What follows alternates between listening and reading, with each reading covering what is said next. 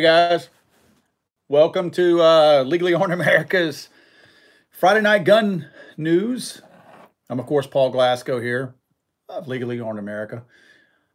Wait for you guys to come in the room. Again, as always, let me refresh the page here, and I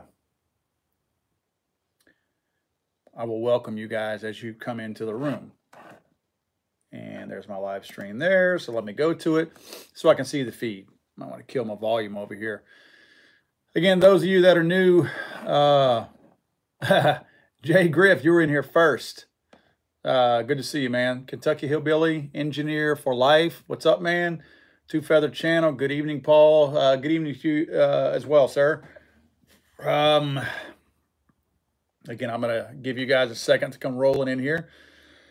And I'll take another sip of my very cold. I got the old school Fat Body Coors Original Banquet beer tonight. I haven't had one of these things in probably 20 years. Not bad. Not bad at all. It's got a real beer taste to it. Like it. Let's see. Richard Portella, good to see you. Shepard is in here. Shepard said, I was able to spend some time with the VR80 today on the range. Loved it. Good deal, man. It's a great shotgun. I mean, it really is. I mean, if you like a shotgun and AR style weapons, you're going to really like that. Let's see. Ty J, what's up, man? Good to see you. PB82, what's going on? MC1SC, aka Micah, MICA, I guess. I don't know. Evening, what's up, dude? Ryan Creek, good to see you guys up in Fort Worth. Robert Bunton, what's up, man? Greg Jones, happy Friday to you as well. Two Feather Channel says, me, Johnny Walker Black, and water. Good for you, man. Hope you're not driving tonight. Have you had any issues over inserting the magazines? I had a few go too far in the mag. I have not seen or heard of that. Not saying it's not an issue, but no, I haven't experienced that at all. And I've actually been shooting it quite a bit lately. I'm kind of breaking it in pretty hardcore before I make the changes to the system itself. I'm going to do some modifications to it. Jim Casal or Castle, good to see you, man. Mr. One Big Sexy, what's up? Hello to you too. Peter Aker, I might be getting out of California soon. Good for you, man. You know, I try not to bash the people of California too much. There's a whole lot of gun owners over there, but your state sucks. And I feel sorry for you guys over there being outnumbered like that and having to deal with so many of the unconstitutional laws over there. So good luck to you, man. I hope you get out of there. Brian Rhodes, what's up, man? Venom GT72. Maryland, what's going on, man? Wow, Maryland. I don't know if we had, unless you've been in here before. I'm not sure if I've seen Maryland in here. So good to see you, man. Thoughts of an Old Soldier. Hello, sir. How are you? Super FC Smith. Good to see you, man. William Keller. What's going on? Ralph McDaniel. Ralph says, I love the saying, don't bump stock me. We're actually making some t-shirts that say, but don't bump stock me, bro. Hey, man, how's your night watching from Mississippi here? Stephen M is here. That's from Stephen. Richard A says, sup from Niagara Falls, New York, upstate New York. Good to see you guys. I have a lot of respect for you guys in upstate New York as well, because I know that the city is the one that ruins y'all's state. Most of the people throughout the rest of New York outside of the city are actually pretty good folks. So I feel sorry for you guys being controlled. Kind of like how they want to get rid of the Electoral College and use the popular vote so they can run the rest of the country because of California and New York. That's what these guys are dealing with over there in New York. The city is ruining it for the whole state. So sucks for you guys, man. I hate that. Let's see. Ty J says, hoping for a slower night tonight. Last Friday was crazy. Dan Taylor from Parsons, Kansas. Good to see you. Kansas in here. Let's see, Camp David, good to see you. Says it Kunaz too, that's cool.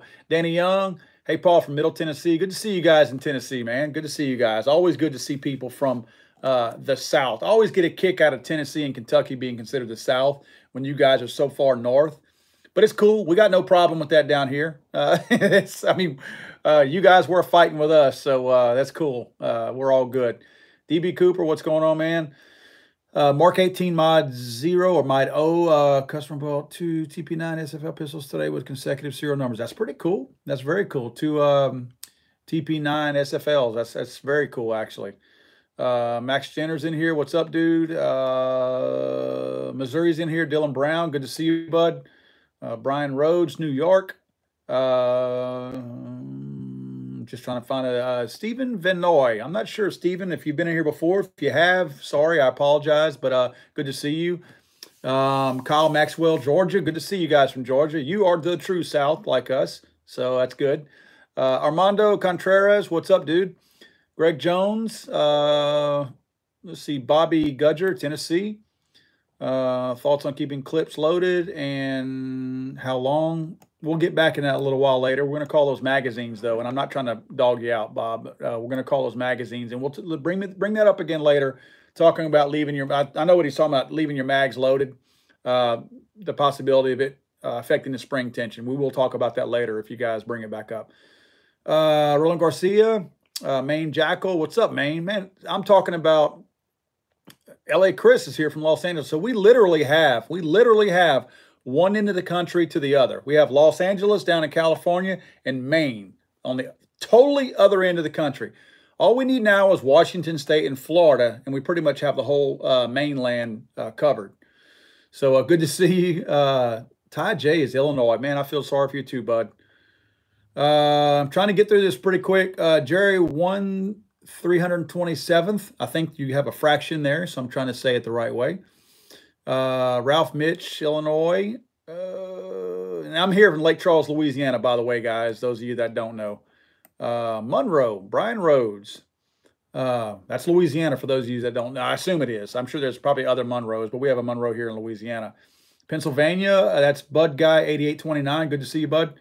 Craig Fatla, I'm not sure how to pronounce that, from Big D. I'm assuming that's Dallas. Good to see you, bud. Outlaw X, greetings from Kentucky, the newest constitutional carry state. That is cool. I saw that. Alabama, Benjamin Franklin. I recognize that name for some reason. Billy Wilder, another Alabama boy right there. Good God, guys. I'm trying to get all these in here. Mr. Parts for Sale, PSA 10.5 pistol order. William Annis is from Florida. Craig Bryant's from Illinois. Good to see you guys. Let's see. Wow. Buffering. DB Cooper says buffering. Dude, hopefully that's your cable, not mine. Jeez. I hope we're not already having that now. Barry Moore, any new guns? Not exactly. Yes, but nothing that would blow the doors off of you. I've got a couple of 1022s, Ruger 1022s. I donate guns for the sake of gun safety to a lot of the youth people in this area for different charities and auctions and whatnot to try to promote youth gun safety and teaching young people about guns and how to utilize them. I'll typically put like a flyer that we've made of our own that stresses the importance of gun safety with young people. So I did buy a couple of guns lately, but they're not necessarily mine. They're giveaway guns, but I don't like to give garbage away. So, and I don't mean that in a cocky way. I don't want to just go find, I'm not giving high points away at these charities. You know, I'm not trying to spend a ton of money because it's charity, you know. It's one of those things where you just, you know, you never know what people are really going to bid for. So you got to give something that's got a quality name to it. So I'll typically give either a Henry Golden Boy, not a Golden Boy, a Henry 22, a youth model, or like the Ruger 1022s. And it's a couple of pretty cool Ruger 1022s. One of them is the green, kind of army green stock, where you can modify the buttstock on it and actually take it off and put something smaller for a young person. And the other one I have is very similar. I have the Ruger 1022 Tiger up here that has the tiger engraved into the wood. And the one that I bought was, and I may end up buying another one and keeping for myself, but it's actually got the alligator kind of engraved on it. And it's got some green wood to it also. So it's kind of cool looking. So I like that one enough to where I may end up getting it. But anyway, I donate a lot. I donate about, I don't know, 8 or 10 guns a year to different charities, banquets, benefits, stuff like that. And again, the whole purpose of it is, you know, I'm not giving away, not that I have any issues with it, but I'm not giving away like a full-size AR-15 or anything like that, because I'm really trying to encourage these parents to use these guns with their kids and teach their kids about gun safety at an early age to kind of develop our new Second Amendment, supporters and the people who are going to be fighting for us whenever we're too old to do this. So hopefully we're introducing a new generation of people to firearms by doing things like that. And again, it's for a good cause. It's through charities also, so that's kind of cool. Guys, oh, we see we have Idaho in here, close, very close to Washington, very close to Washington. So that's what we're talking about. We've got California, Maine in here. We're looking for Florida and Washington State, and we'll go with Idaho for now. That's pretty good as far as crossing the entire country. I'm going to kind of move on to some of the stuff that I want to talk about today. Let's see here. You guys may or may not have seen, and by the way, I am drinking some of the old school Coors bottled beer and a little fat bottle tonight, kind of doing some old school throwback stuff. If you got one, drink it. That's a pretty dang good beer. That's got a really good beer taste to it. Let's see. I'm rolling through. Nothing really catches my eye on the, I guess, headlines here. I have some of my own stuff that I really want to talk about. Oh, by the way, you'll notice I've decorated some of my, I've changed some, I say changed, I've added some things to my roof, my ceiling up here. Not sure how it's going to work. I purposely put some tin across for an old look, of course, but I put some reflective tin on the angled portions of my roof up here. And I did it not just for the look of having that rustic feel to it, but to kind of reflect the light and bounce the light around so that whenever I had lights in here, anything metallic or, silver colored like that is going to help me to distribute that light throughout in here whenever I'm doing any kind of filming or whatever. So it does help. The downside to it is that it, with this being a studio, it was giving it too much of a, the sound was bouncing around in here, too metallic feeling. It was too hollow sounding. So I put these flags up, which I already had the flags and I love them. The old school Betsy Ross flag over there when we were really fighting for stuff. The Don't Tread on Me flag. Right up here I have a Come and Take It flag with an AR-15. You can't really see that. I actually have a flag over there that says cold beer on it. And I'm trying to find a place to put that. Let me show you.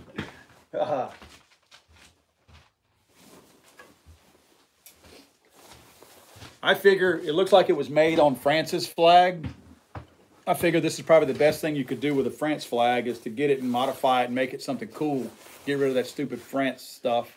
So yeah, cold beer. So yeah, I got to find a place to put this thing. So yeah, that's cool. Anyway, yeah, so that has actually helped a little bit. I have noticed I may put some of these other flags. I have a really, really large portion of metal roof all along this wall over here.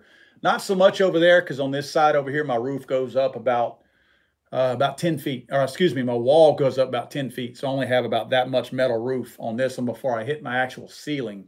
And if you can see my ceiling, you see what I'm talking about. My ceiling it's all wood up there. So my metal roof goes up and it meets the ceiling. If you can see that. So anyway, that's what I'm dealing with here. And yeah, I like it, man. I like it. I like the way it looks. It brightens up the room as far as colors and whatnot. Kind of sets the mood a little bit. I like it. So I may get some more pretty cool patriotic type pro Second Amendment flags and put in here. Let me grab my iPad here. I have some stuff that we'll go over. I ain't gonna lie, guys. I'm worried about some of the stuff that I'm reading out there right now, and I mean that. I'm not trying to alarm anybody. This is a little scary. You guys have probably read or seen maybe the videos that I put out on HR 1112 and HR 1263. I put the video out on 1263 this past week. That is the bill that will essentially outlaw any semi-automatic that has a magazine, detachable magazine. If it's a semi-automatic has a detachable magazine, then you're done for. And I'm looking here, and I have very few guns in here that does not apply to. I actually have a couple of precision shooting rifles over there that are bolt action, but they accept magazines. Those would be exempt. And I have a black powder over there. And the odd thing is, I have an M1 Garand over here that this 1263 would apply to, because they were nice enough to not just put in there that it accepts a detachable magazine, but it says also if it takes any kind of like how can I explain it? What's their wording that they put in there? Like a belt, if it's belt fed, they put that in there. But they also put something about, it wasn't stripper clips, but it was something along the lines of the type of clip that goes in an M1 Garand. And they didn't call it by the right name, but it applies to an M1 Garand. So anyway, I put that video out. Hope you guys got a chance to look at it. It's ridiculous the way that thing is. But the bill that I'm kind of worried about right now, or I shouldn't say the bill specifically, because there's so many of them floating around out there, but the topic that's going to be coming up very, very soon, you know, I got to tell you guys that I keep hearing, and if you go back and look on my videos on HR 1112 and HR 1263, you're going to see a lot of people in there that are pro-gun, that get in there and say, oh, this will never pass. The Republicans have the Senate. It'll never pass the Senate. Yeah, Trump will sign it, or Trump won't sign it. Trump will veto that. Man, look, somebody's not paying attention, and it's not just me.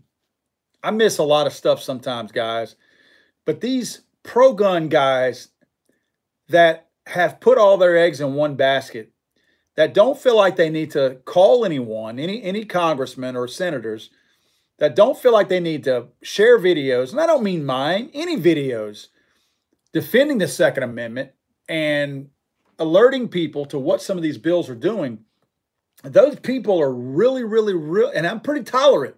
Those people are getting on my last nerve, because those are the people that are letting this thing slip through our hands right now as far as the Second Amendment goes. Those are the people that are giving everything away, because they're either too lazy or too ignorant to put forth a little bit of effort, just a little bit. Guys, all I'm asking you to do is take less than 5 minutes out of your day to call or email or both a congressman and a senator.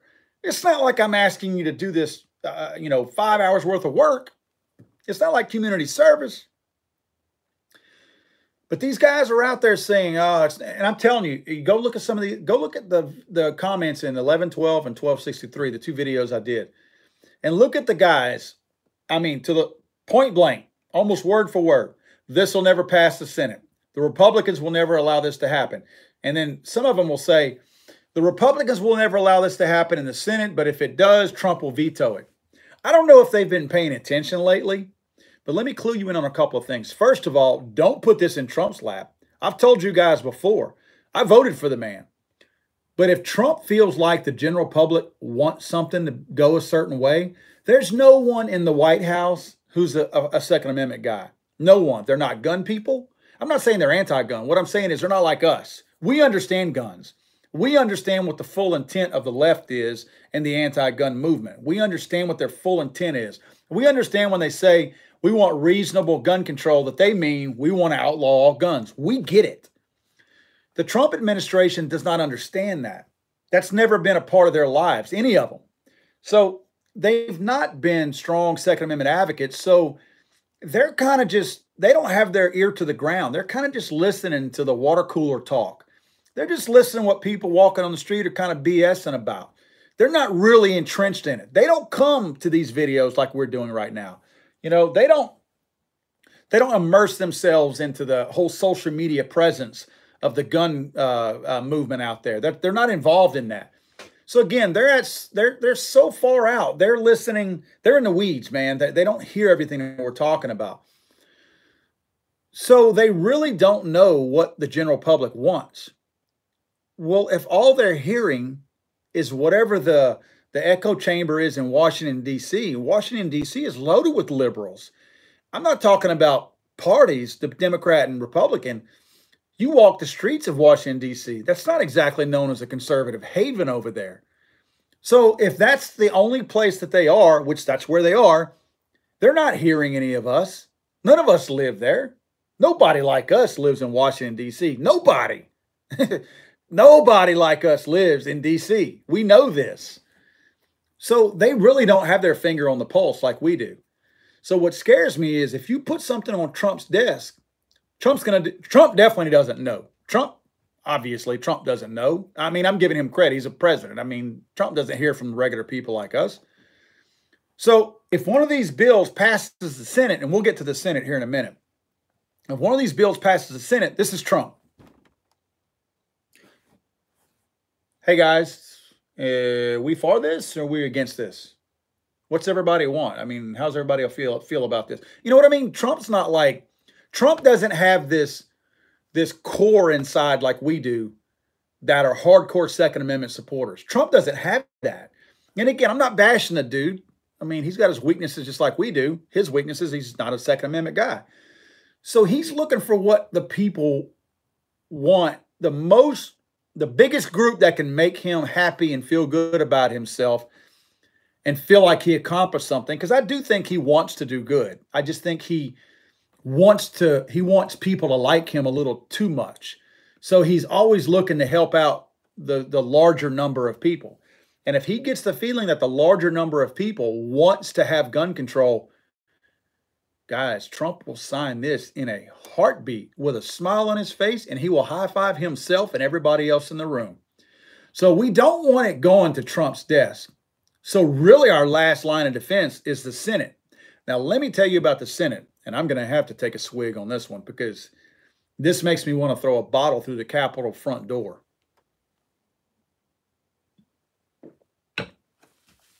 As I have reported, and you guys might have known, Marco Rubio put forth his own, Marco Rubio, the Republican in the Senate that we're talking about here, put forth his own, this is a bill he initiated. He is not a co-sponsor. This is Marco Rubio's bill. It is a red flag gun law bill. You guys know what a red flag gun law is. Let me touch on it real quick for those of you that may not know. And that is simply a bill where think about me now, put me in this situation. If my neighbor suddenly has an issue with me or an ex-girlfriend, which I don't have any girlfriends, I have a wife, or let's say I got divorced. Now I have an ex-wife, a disgruntled worker, like I said, a neighbor, anybody like that, under a red flag gun law, can report me. They don't have to have a reason. They have to make up a reason, but they don't have to have a valid reason, one that can be vetted. They can call up and say, my neighbor could call up and say, Paul threatened to kill me, or Paul threatened to kill himself, because that's one thing they write in these bills, that if the person is an immediate threat or a threat to somebody else or themselves, that they can then go, after that person makes that call, my neighbor calls and says that I threatened to kill myself. I don't get due process, guys. They will get a judge to grant an order to remove my guns from me, to come in here and take my guns. That's how it works. Oh, but I can get them back. Yeah, I can get them back. But I've got to prove that I'm not trying to kill myself. Now, all of that is hearsay. It's hearsay that you took my guns in the first place. But now it's hearsay that I'm saying I'm not trying to kill myself. So who do they believe? They already believe somebody to come confiscate all of my guns. And let me tell you guys this, and this is not a knock at law enforcement, because if any of you know me, you know that I'm very supportive of all first responders, including law enforcement, lots of law enforcement friends of mine. But I know this for a fact. Not a lot of law enforcement guys are pro-gun guys, meaning they're not gun guys, period. They're not anti-gun, but they don't collect guns like you and I. They don't read the gun magazines. They don't go shoot on the weekends. They don't use their special time, their off time, to go train at the range. They're not trying to teach their kids gun safety. And again, I'm not saying they're anti-gun. What I'm saying is there's a really weird misconception out there that because a law enforcement officer carries a gun on his side, that somehow or another he is by default a gun guy. Law enforcement officers touch their guns on purpose, other than putting them on every day. They touch them and remove them out of the holster twice a year on purpose. That's to qualify. Their qualifying standards are so low that any one of us in here could ace their tests. And again, I'm not belittling law enforcement. These standards were set really low because of some of the people that they've hired over the years. It's like any other job. You always got to get some crabs in the bottom of the barrel, and law enforcement, it is no different. So what happens is these people are not gun people. They're simply not.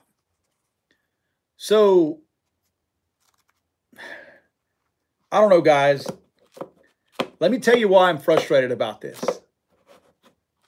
Marco Rubio already put that law out there earlier this year.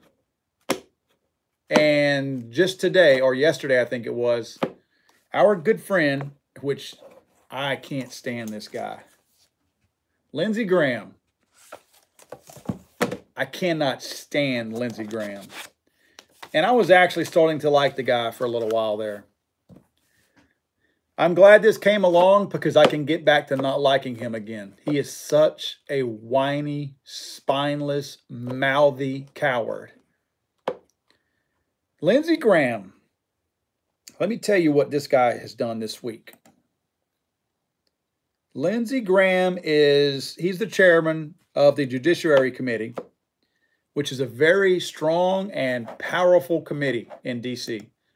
Very strong. These guys carry a lot of weight. A lot of big bills go through Lindsey Graham and his crew. Well, let's see. On Wednesday of this week, I'm sorry, I thought it was yesterday. On Wednesday, Lindsey Graham told CNN that committee, the Judiciary Committee, will hold a hearing on gun control legislation later this month. And the main topic of this committee meeting is extreme risk protection orders. Now, that's what they're using. Again, I've told you guys before how they candy coat some of these bills to give them a nice little fuzzy name that they can all feel good about themselves, and they can dupe the idiots out there that vote for them in the American public into believing that, oh, yeah, that must be a good bill because it sounds so great. They're calling this one the extreme risk protection bill because, yeah, naturally, surely you would want a bill that is going to mitigate extreme risk, right? Of course you want that. It's the red flag gun laws. What it essentially is, it is a gun confiscation and under the pretense that I just told you about if a neighbor or a disgruntled neighbor or something rats you out. Man, look, this is scary to me because everybody out there that is just continuously coming up and saying the Senate this will never pass the Senate, this will never pass the Senate. This is such a horrible bill. If the Senate will pass this, guys, they're going to pass all these other ones. They're going to pass them all. Because this one here will come and take your stuff. Oh, my point that I was trying to make earlier, I'm sorry I went off on a tangent. A point I was trying to make earlier about the cops. If the cops come to my house, I mentioned that they're not gun guys. They will take all of my guns and throw them in a garbage bag or a box. They're not coming in here wrapping these guys in bubble wrap. So don't think that I got a bunch of guys coming in here that I'm going to get my guns back in the same condition that they left here when my neighbor ratted me out. But anyway, going back to what I was saying, these guys in the Senate, man, they are... I was talking to my brother earlier today and talking about these guys in the Senate. And he asked me point blank, he said, do you think these guys really believe that these gun laws will change anything? Or is it a lobbyist that's paying them to think a certain way, to do things a certain way? And I told him, I said, I don't think it's either one. A guy like Marco Rubio and now Lindsey Graham, their biggest fear in life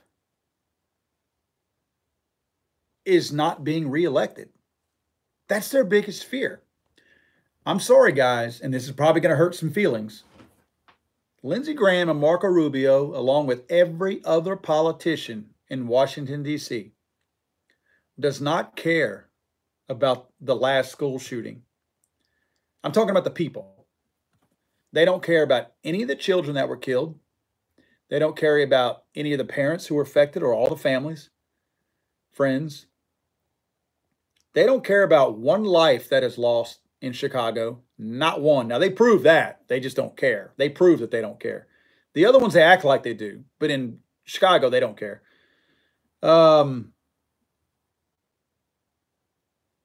They only care about what decision they make that's going to hurt them getting reelected.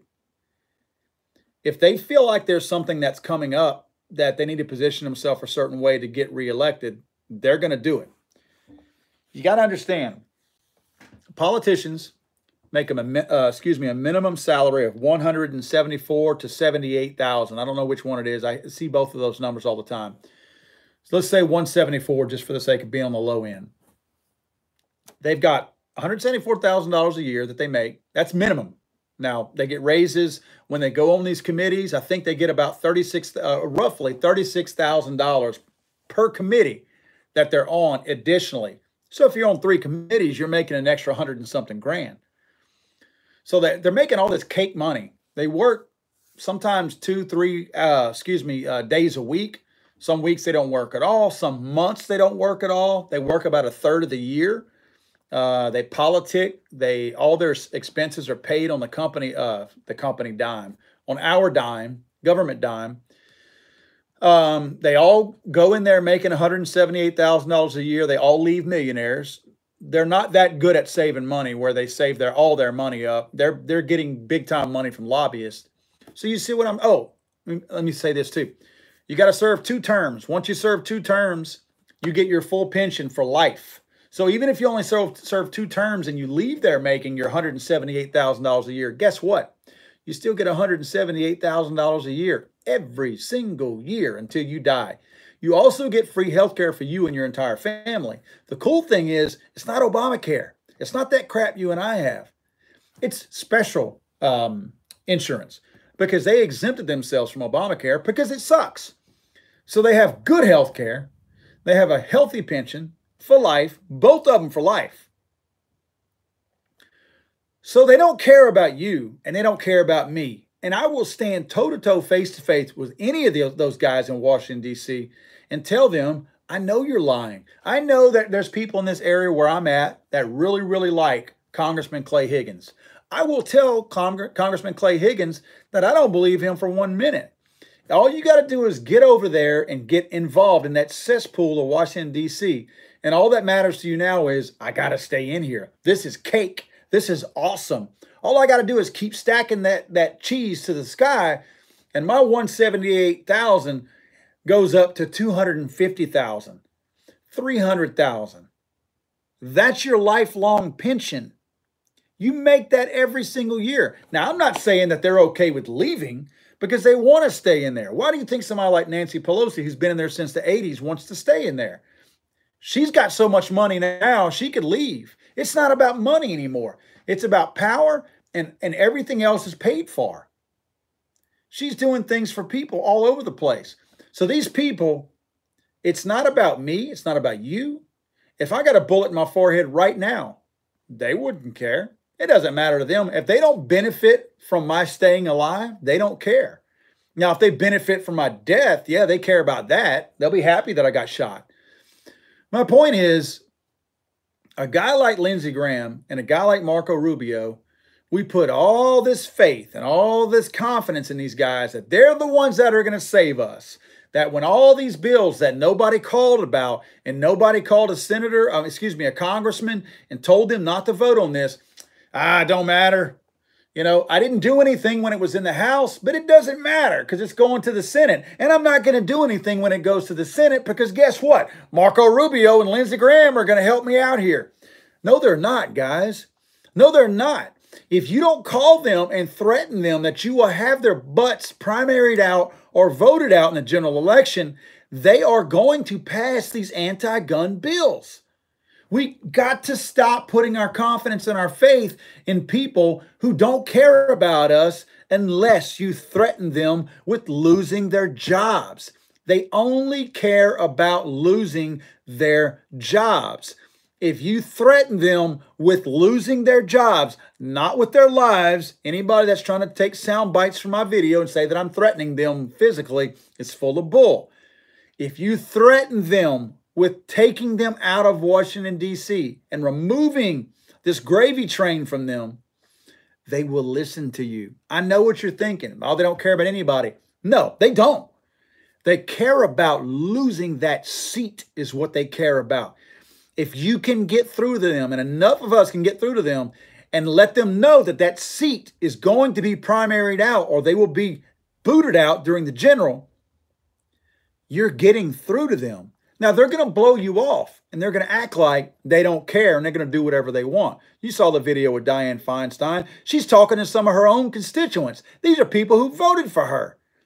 And she's talking down to them. They're gonna belittle you and devalue you and make you feel like you have zero value to them, and it doesn't matter whatever you do. It doesn't matter. They're going to do that.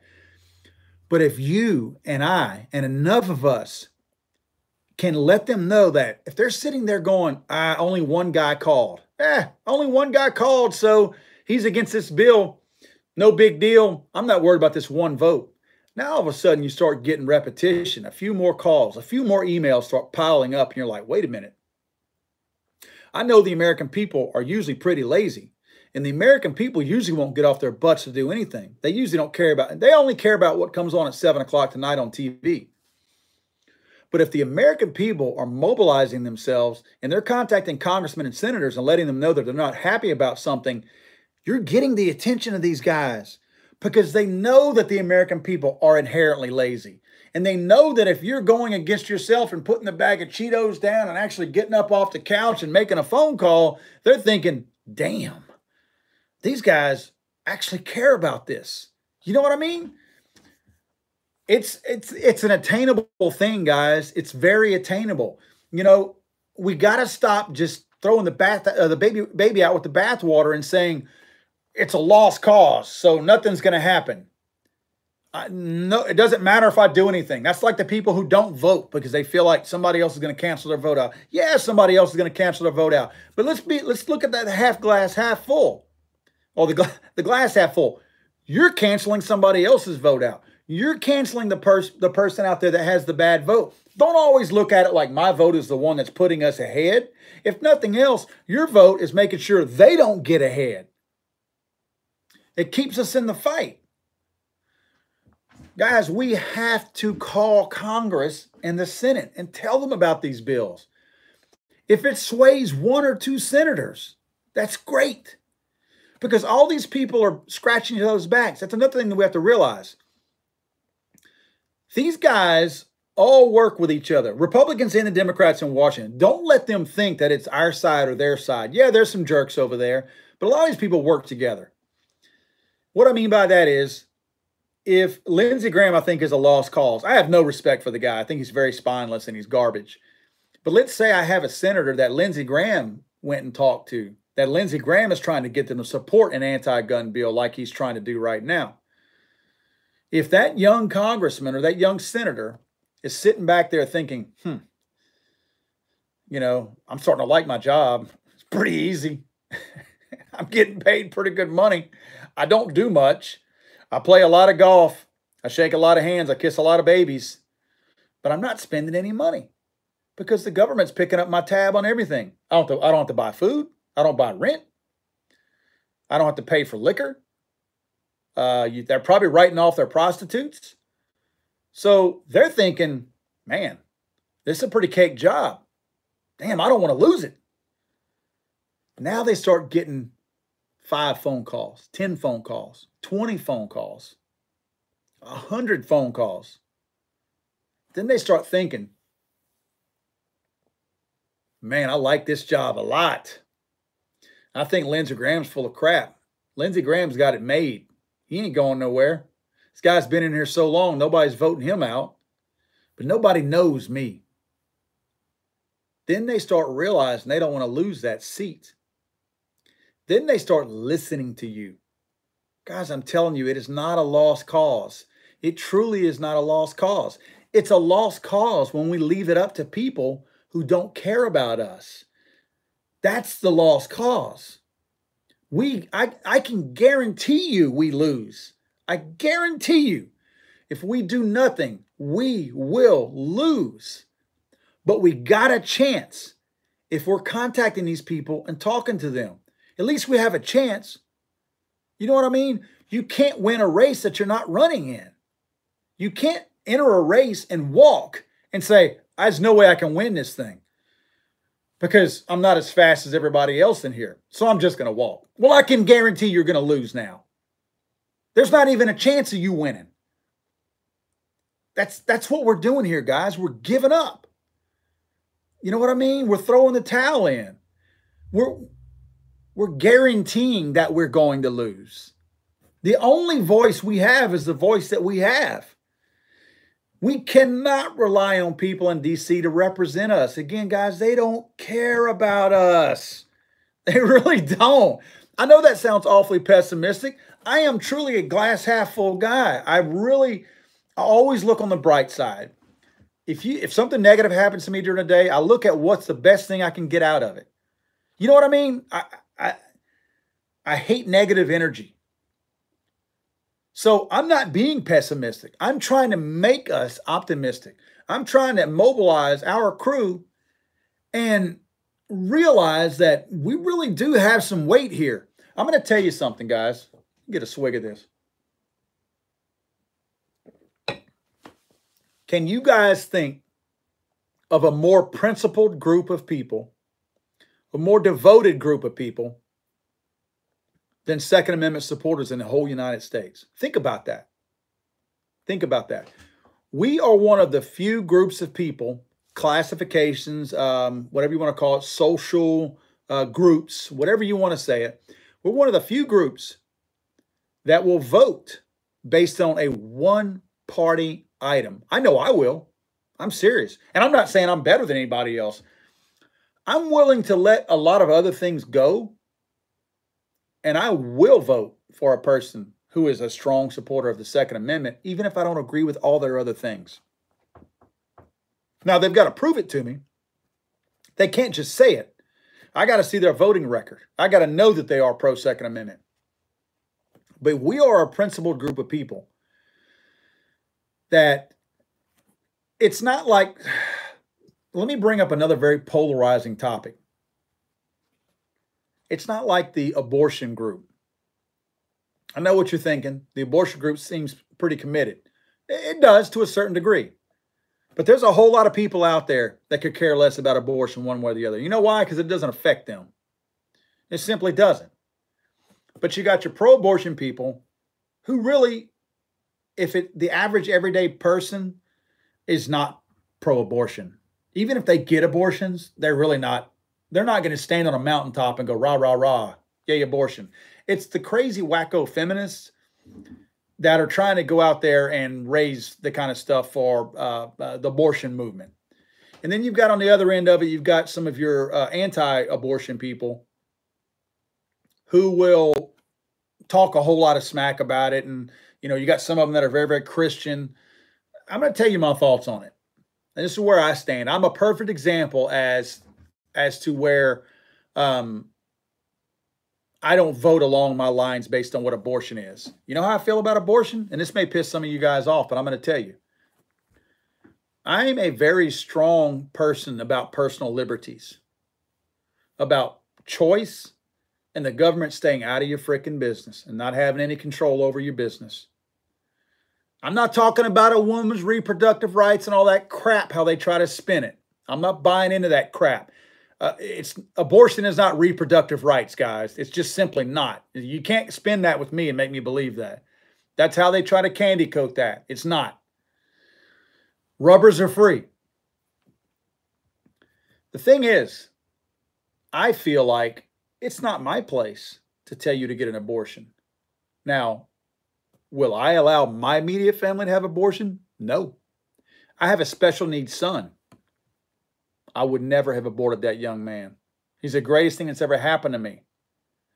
I sleep with a good sleep at night. And I'm going to die a happy man because I would never have an abortion.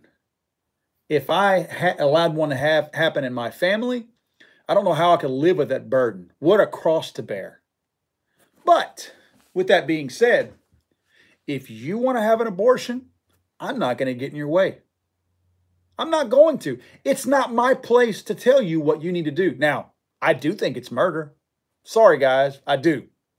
If it's got a beating heart and you kill it, it's murder. If I go yank puppies out of a dog's belly and kill them, I will go to jail. But you can do that to a human being. I've got a real problem with that.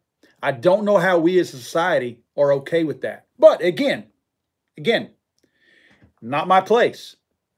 I'm not a libertarian, but I believe very strongly in choice and liberties out there. And just like my choice to have these guns, you can't violate it and you've got no right to violate it. I don't feel like I have the right to tell you that. So, by giving you a little bit of backstory on that, I'm going to tell you how I feel. If two candidates come up and one of them is pro-abortion, but he's a staunch Second Amendment supporter, like I'm talking about his record reflects that, I'm going to vote for him. Sorry, guys. If that pisses some of you off, I'm sorry. The Second Amendment is that important to me. Being able to protect my family that I did not abort is very important to me. And I'm not going to choose abortion over my right to protect my family because I chose not to abort a child. And I want to have that choice to be able to protect that child that I chose not to abort. You see what I mean? I feel like we as a Second Amendment community are a lot like that in many, many ways. We, in principle, will get behind a movement very, very strongly. You don't see that anywhere else.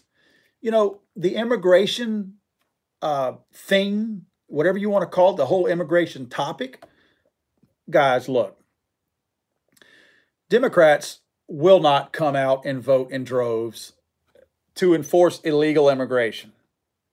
I know they're all okay with illegal immigration and open borders. They're not committed. Like we're committed to the Second Amendment. They're not committed. Yeah, they like to share the Facebook posts and the bull crap like that, and they like to argue with their friends and go, oh, we're all immigrants, blah, blah, blah, blah, blah. But they're not really committed. It's just bubblegum talk for them. It's just crap that they can spew. It's cool stuff to repeat that they heard on TV. So they're going to repeat it to you at work, or they're going to put something that they heard in a Facebook post or whatever. When it comes time to vote, they don't care about it. The only ones that care about illegal immigration are the illegal immigrants that are already here that have the right to vote because the Democrats gave it to them. That's the only ones that care about illegal immigration. The normal Americans out here that have been here forever are not going to vote based on that. But we vote, in many cases, based on Second Amendment topics. That's what I'm talking about. There aren't many topics on the left, or even on the right for that matter, that really mobilize people and make people stand firm on what they believe in, because it is such a polarizing topic. And ours is very, very strong. You know, we're very, very committed to the Second Amendment. So with that being said, I feel like, you know, I've even heard a lot of people talk about online about how everybody's talking about how tough they are. And yeah, they talk online, you're not going to take my guns away and this and that. But then they don't do anything. You know, I hear that. I see both sides of it. I see the ones that talk trash and say they're not taking mine. And I see the other ones on there that say that but don't mean that. And a lot of them don't mean it anyway. The thing is, at what point can we just all, instead of trying to act tough, I'm not asking you to go kick a congressman's door down with your AR-15 slung over your shoulder. That's not what I'm asking. I'm not asking you when somebody knocks on your door to, you know, mow down the ATF and kill everybody in your front yard. I'm not asking for all that. All I'm saying is shoot them some emails. Send them something daily. I'm going to tell you what I do. And if you want, I'm happy to post the form letters that I will send. In other words, when you send an email to Congress or the Senate, they respond to you with a form email. They don't read your stuff. They see what topic you picked, and then they send you a form email. So I send my own form emails to them, and they're usually pretty smart aleck. I'm happy to post mine if you guys want to copy and paste my own form email and flood their inboxes with emails of our own. and make phone calls. I'm telling you guys, it does matter. When you call up there and you get one of their, I don't know, interns or whatever, who answers the phone, their job is to listen to us. You know, they take the phone calls. You're never going to talk to a congressman or senator. When you call, and excuse my French, because I know last week we had a child on here that was watching, and I apologize. Hopefully this word here will not offend them too much. When you call and eat that ass a little bit and get into them really good and tell them what you think of them, they hear it in your voice. They hear the passion in your voice. They hear it from a family. They hear you talking about your family. They hear that passion that you guys have. That matters, guys. This is going to sound ugly, but I'm going to say it. When you make them have a really bad day, they remember that. And their job is to report back to that senator or that congressman. And when you make their day a living hell because you kept them on the phone for 30, 45 minutes to an hour, telling them, I will vote that man out of office. If he votes this way, you better tell him exactly what I said. I've told them before, I want to hear you writing this down. I have told them that. I'm writing it, sir. No, I want to hear you writing it. I want to hear that you're writing my stuff down. I want to know my message is getting back to him. I've even told them before, I want a return phone call from somebody saying that you talked to him and told him what I had to say.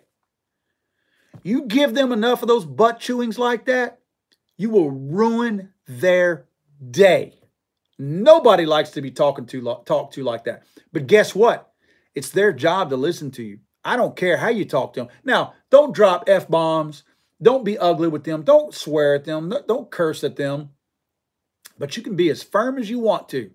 Be professional, but be firm.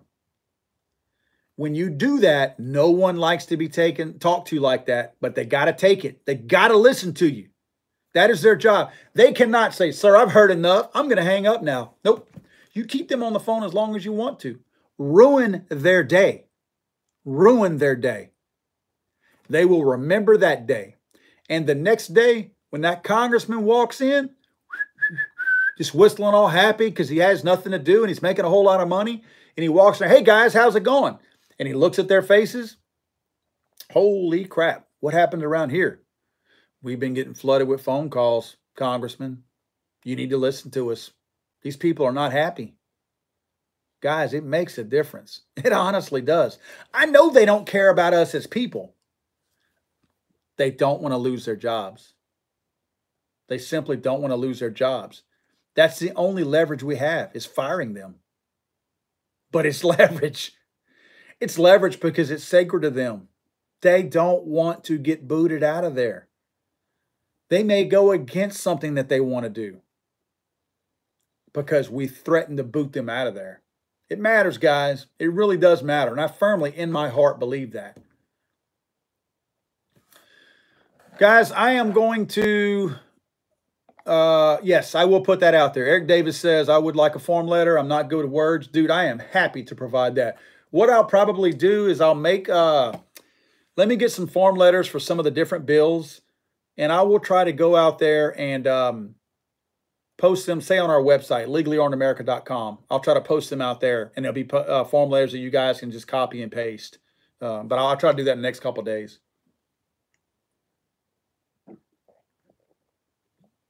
That's a good beer. Coors Golden Banquet Beer. Little fat bottles. I like it. Haven't had that in many, many years. That tastes good. All right, guys. Excuse me. We got a few minutes left. I'm gonna try to take you guys comments, questions. Let's see. But again, yes, sir. Who was it? Again. Yeah, Eric. I will put those form letters together. Oh yeah, Brent's just got here. Competition tomorrow. It is. Yeah, and Brent's right. It's the swamp and the establishment that are the enemy of the free people. Absolutely. That's a t-shirt all by itself. Let's see. Yeah, Shepard says I'll be looking forward to these letters. I will post them. I promise you guys I will. Maybe I'll put a video out to notify you guys when I do put them out there so you'll know. Man, and Shepard also asked any updates on the recoil testing. Guys, I've got everything I need. I've got the guns are outfitted. I've got my ransom rest tested and ready to go. I am only waiting for the Mantis piece to go on the front that electronically calculates everything. I can't do anything without it. So I'm not doing anything. No update. I've texted Austin of Mantis Corp every week. I'll text him Friday every single week, and I haven't heard from him today, but I texted him earlier. And hey, what's going on? Usually I get an update from him, and it's like, hey, we got this going on, we got that. No, come on, dude. Guys, yeah, thank you. Somebody booted or deleted 11 Bravo's racist comment right there. Y'all go ahead and kick him out of the room, please. We don't need that. He made the comment about a filthy kike. I don't mind saying the words because I'm not a racist person. That ain't cool here, guys. We're not going to allow that to happen. Seriously, guys. I don't care what your personal feelings are about any particular race or something like that. We're not going to allow that kind of crap here. Again, he can leave the room completely, guys. He does not need to be in here saying that kind of stuff. This is not what this room is about. I'm not going to allow that to happen. These people are not going to take over my room. Anyway, I forgot what I was saying now. I'm sorry. That kind of pissed me off. That's just not cool. Let's see.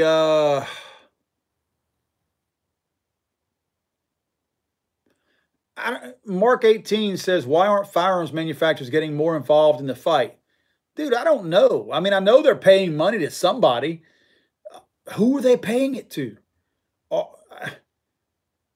I don't know. I mean, it's almost like they're not paying anybody in Washington. Right now, I think Washington's, because, I mean, everything is public knowledge. I think the D.C. politicians are so afraid to take pro-gun money now because somehow or another that's been painted as an ugly thing. Somehow or another you can take money from Bloomberg and his anti-gun group and it's an okay thing, but you take money from the NRA or any other pro-gun group and it's a bad thing. I don't understand what that is. Yeah, I'm not sure, man. Let's see. Oh, the magazines. Somebody asked earlier, and I apologize for not remembering who it was, about how long you should like keep a magazine loaded or store your loaded magazines. This is not my opinion. This is a fact. This is a physics, a scientific fact, if you will. A spring does not get worn out by staying compressed. That's not my opinion. That is a fact. When you compress a spring all the way down or leave it all the way out, it's the same thing either way. You're not bending the spring. The spring was engineered a certain way to allow it to still be able to flex, so it will flex. It will flex the same way. If you leave it, now, if you crush it all the way under an 18-wheeler tire for 15 years, it's probably not going to be the same. But we're dealing with bullets, rounds in a magazine. Totally different. The amount of play that you have in these things, if you've ever taken a magazine apart, you will know that when you stack this thing full, it does not compress that magazine to where it's flat like a pancake. It still has some play in it. That play is not, or that bending or that compression of that spring is not hurting that spring. Your spring is fine. You can leave that in there. I have heard of people unearthing 1911s from World War II that were loaded with 7 rounds in it, and the magazine still ejected every single one of them, just like it was yesterday. What hurts a magazine is continued use of it. So to be quite honest with you, if you train every single weekend with your same magazines, if you train every single weekend with these guys, the same magazine, over and over and over again, continually load it, continually shoot, continually load it, continually shoot, that's what's wearing your magazine out. So you may feel like at some point it doesn't push your rounds out far enough or strong enough, or your last round isn't going into the chamber quite as fast. You may think that that's happening because maybe you keep a loaded magazine all the time, but it's not because of the loaded one. It's because you're using it. So rest easy that your magazines are fine. If you have to, this is what I do this, guys.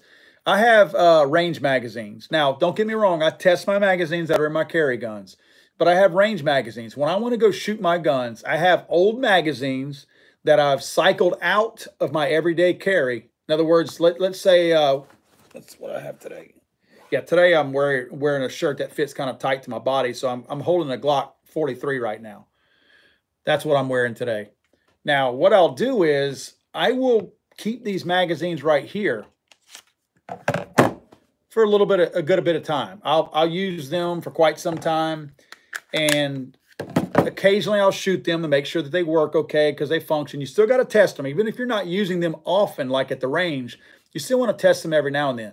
When I get to the point where I feel like I've tested them enough to make sure they work, where maybe I might be wearing that spring a little bit, I'll take that magazine and I'll either change the whole spring out, which is easy to do and very, very cheap.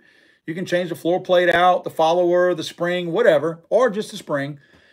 You can buy those springs and swap them out. So in many cases, I'll just swap a spring out, and I'll keep the older spring that I took out in one of my range bags or whatever as a backup. Like if I'm having an issue with feeding in a gun or something like that, it would still be a spring that I knew worked good when I took it out of my magazine. So that's what I'll do. Again, I have my older range magazines that I'll use, that I'll cycle through whenever I'm practicing at the range with my everyday carry guns. But I always have a newer, fresher, but a tested one, but a fresher spring or magazine that I actually carry in my gun. Again, going back to the main question, there's no time limit. There's nothing that says that a certain amount of time that you leave your rounds in a magazine that it makes any difference whatsoever. It's the use of a magazine that starts to age that spring, not the fact that it's compressed. That really does not do anything to it. I don't care what you've read. I don't care what you've heard. I certainly don't care if you saw it on a YouTube video, because we all know what that means. I mean, my goodness, we're watching this on YouTube right now. It doesn't matter, guys. It's not, I'm giving you a fact, and I would not steer you the wrong way. That is an absolute fact. It's been proven. It's not my scientific study. It's just a proven fact. Again, springs are engineered a certain way. Springs are not just bent metal. Springs are engineered a certain way to spring, to do what they do. And they're made to handle that kind of compression and for lengthy periods of time. All right, guys. Hey, Under Bucks Books. Hello from Germany. Good to see you. Guys,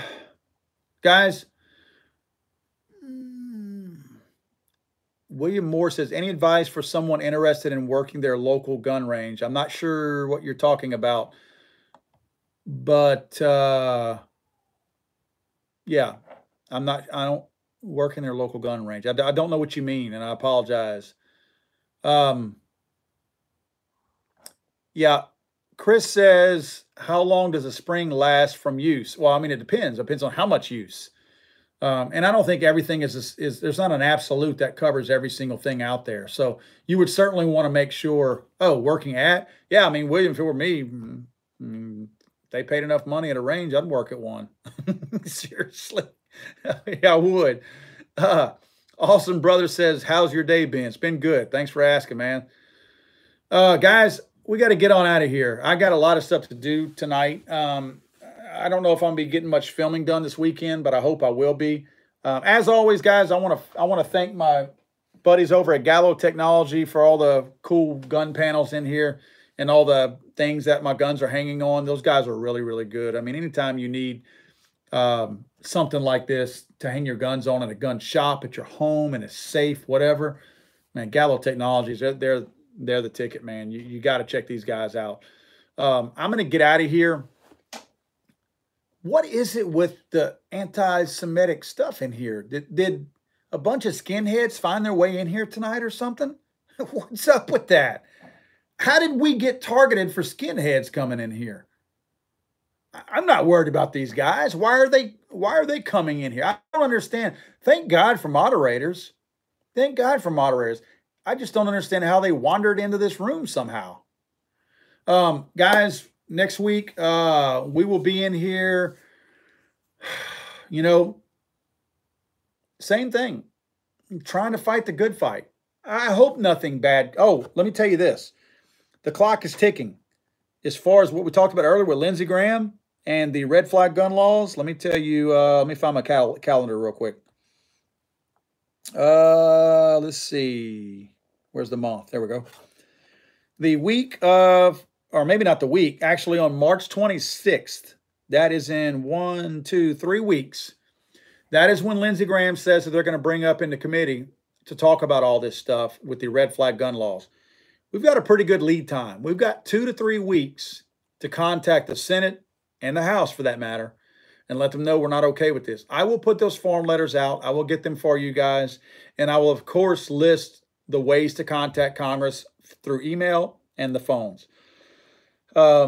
Guys, shoot straight, be safe. Thank you so much for hanging out with me on a Friday night. Had a good time, enjoyed it. Good conversation. Like I always do, now that this is done, I'm going to go downstairs and I'm going to scroll through and read y'all's comments. I love reading the comments. And, you know, it's fun to me. It's a lot of fun to me, but it's very humbling that you guys, you know, spend your time with me on a Friday night like this. So thank you very much. Guys, we'll see you next Friday night. I hope to be putting a couple of videos out this coming week. Hope you guys will check it out. If you haven't subscribed already, guys, please subscribe so you'll get some notifications. Hit the little bell whenever you do it so you get notified whenever we have a new video out or whenever I'm doing a live stream or something like this. I'd really appreciate that. That's always good to have. So, guys, we'll talk to you guys soon. Be safe, shoot straight, and please, guys, you know, if you're drinking like I am tonight, you know, sit around the house, get a designated driver if you're going somewhere, but, you know, do everything safely, guys. Again, you know, I want to see you guys